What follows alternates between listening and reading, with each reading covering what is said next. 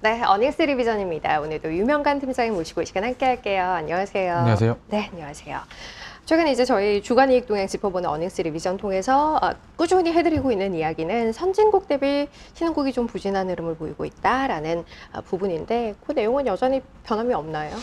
방향성 자체는 변함은 없지만 그렇다 그래서 선진국 기업들의 이익이 굉장히 막 좋다. 그것도 아니에요. 네, 그런 정도는 또 아닙니다. 그래서 1개월 정도의 변화율을 체크를 해보면은 네. 선진국도 사실은 큰 변화는 없고요. 신흥국은 마이너스 0.4% 기록을 하면서 오히려 이제 하향 조정폭 자체가 조금씩 완만해지는 중이라고 보시면 될 것 같아요. 이게 중국하고 홍콩 같은 경우에는 여전히 부진한 모습을 네. 보이고 있지만 오른쪽에서 한국하고 대만이 신흥국 내에서는 나쁘지 않은 그런 모습을 보이고 IT 있습니다. 중심으로. 네, 그래서 한국의 12개월 선행 EPS 변화율이 한 달 전 대비해서 1.6% 정도 네. 상향 조정이 됐으니까 IT 중심으로 어쨌든 상향 조정이 되고 있다라고 보시면 될 것 같아요. 선진국은 미국이 사실은 플러스 조정폭이 크게 나와야 하지만 네. 미국도 마찬가지로 종목들의 쏠림이 계속 지속이 되고 있기 때문에 특정 종목들의 이익 정도를 제외하면은 네. 굉장히 좋다라고 표현하기엔 좀 어려운 수준의 이익 모멘텀 변화율이라고 보시면 될 것 같습니다. 선진국도 신흥국도 뭐 다 굉장히 좋다 하기는 어렵습니다만 네. 그래도 이제 좋지 않은 쪽에서는 조금 공이 벗어나고 있다라는 정도로 봐야 할 것 같아요. 눈에 띄는 건 한국이 지금 홍콩만큼 이제 아래쪽으로 좀 막대기가 길게 내려와 있었었는데 이제 반전에서 꽤 오랜 시간 머물고 있다라는 게 눈에 띄는 부분이고요. 그건 이제 업종별 흐름에 있어서도 특징적으로 나타나는 부분이 될 것 같아요. 일단 선진국의 업종별 흐름은 어떤지를 먼저 좀 체크해 볼까요? 유가가 아무래도 강세를 좀 보였다 보니까 이 에너지 업종의 이익 전망치가 1% 가까이 네. 상향 조정이 됐습니다. 그리고 IT랑 커뮤니케이션 서비스 업종이 상대적으로 좀 나은 모습을 좀 보이고 있고요. 반면에 산업재랑 필수소비재 소재 업종은 여전히 좀 부진한 모습을 네. 보이고 있어서 업종별로는 유가 흐름에 따라서 네. 조금 차이가 나고 있다 정도로 해석을 하시면 될 것 같습니다. 신흥국은요? 신흥국 같은 경우에는 역시 IT가 가장 좋습니다. 네, 아무래도 한국의 반도체 업종의 이익 전망치가 지속적으로 상향 조정된 네. 부분이 여기까지 영향을 줬다라고 보시면 될 것 같고요. 그 외에도 경기 소비재 그리고 선진국하고 마찬가지로 에너지 업종이 좋았습니다. 반면에 소재 업종은 여전히 하향 조정폭이 좀 큰 상황인데요. 이 유가가 조금 안정화가 되어야 이 섹터의 어닝이 조금 나아질 수가 있는데 그러한 부분이 확인이 좀 늦어지고 있는 중이라고 보시면 될 것 같습니다. 자, 그럼 이제 이 분위기가 한국 시장에는 어떻게 반영되고 있는지 바로 좀 이어서 보도록 하겠습니다. 우선 주가와 이익 추정치의 변화의 상관관계에 대해서 먼저 좀 확인을 해볼까요? 사실 이 한국의 이익 전망치가 앞에서도 보셨겠지만 괜찮다라고 나와 있지만 네. 반도체를 빼면은 괜찮지가 않습니다. 반도체만 네. 괜찮은 거예요. 그러니까 반도체가 거의 한 달 동안의 이익 전망치가 15% 가까이 제가 왼쪽 상단에 적어놨는데요. 14.7%. 네, 15% 가까이 이익이 올랐고요. 주가가 13% 네. 정도 상승을 했으니까 이익이 오른 만큼 주가는 그대로 반영을 잘 해주고 있다라고 그러네요. 보시면 될 것 같아요. 반면에 아래쪽에 있는 디스플레이는 적자폭이 확대가 되면서 주가도 부진한 모습을 좀 보였고요. 그래서 일단은 이익이 플러스로 나오는 업종들이 상대적으로 주가가 양호할 가능성이 있다라고 보시면 될 것 같습니다. 근데 업종별로 찾기에는 사실은 조금 부족한 상황이고요. 네. 아무래도 개별 종목단에서의 나타나는 변화들을 지금 실적 시즌에는 좀 면밀히 체크를 해야 될 것 같아요. 섹터별로 봤을 때는 사실 그래서 반도체 정도를 제외하면은 네. 눈에 띄게 좋은 업종은 사실 지금 나타나고 있지는 않는 상황입니다.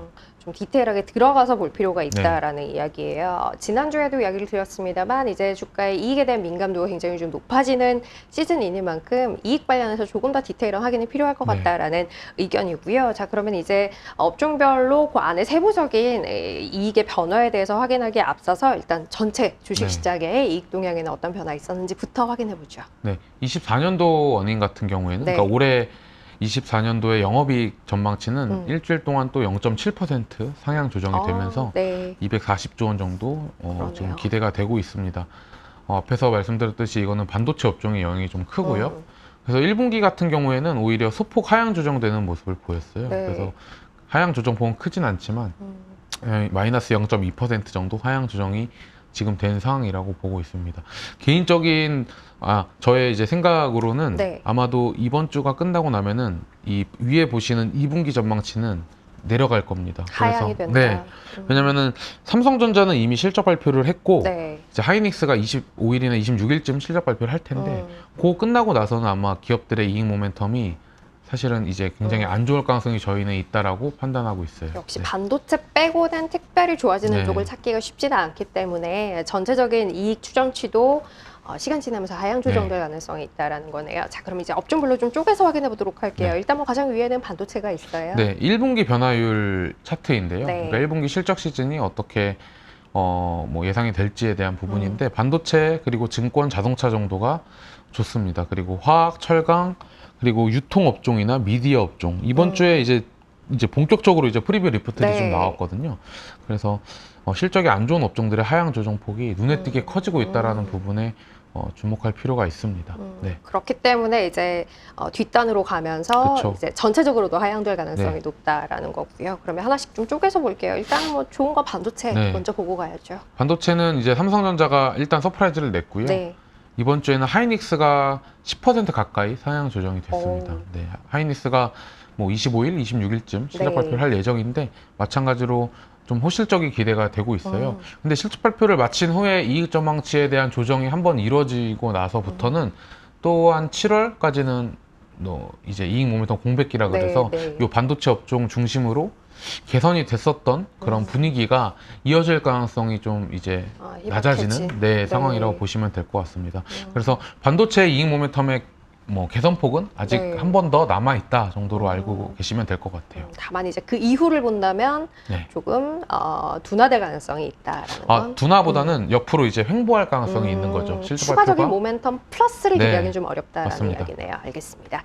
자, 그리고 이제 다음으로 가지고 오신 건 화장품 의류 네. 업종인데 여기는 이제 화장품 그리고 의류 좀 따로 네. 봐야 한다라는 이야기 계속 들고 네. 있어요. 마찬가지로 이번 주에도 의류는 굉장히 안 좋았는데 화장품이 또 개선이 됐습니다. 네. 그래서 아모레퍼시픽이나 LG생활건강, 코스맥스가 눈에 띄게 좀 이익 전망치가 그래도 나아진 상황이고요.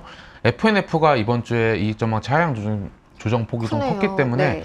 요 화장품 의류 전체적으로 봤을 때에는 정체가 되는 모습을 보이고 있지만 화장품만 떼놓고 봐서는 그래도 이익 모멘텀이 개선되는 그런 흐름을 좀 보이고 있습니다.